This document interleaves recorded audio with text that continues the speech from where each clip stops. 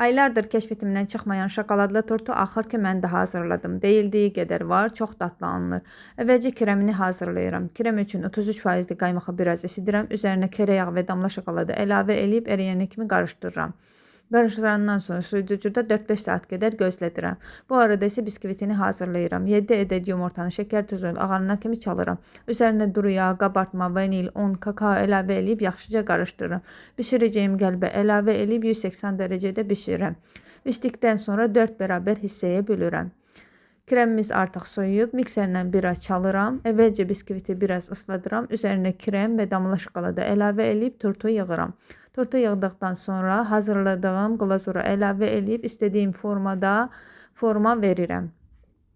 Vəssalam, tortumuz artıq hazırdır. 1-2 saat soyuducuda gözlədikdən sonra kesib nuş edə bilərsiniz. Glazurun videosunu ayrıca bir şəkildə çəkib sizlərlə bölüşəcəm.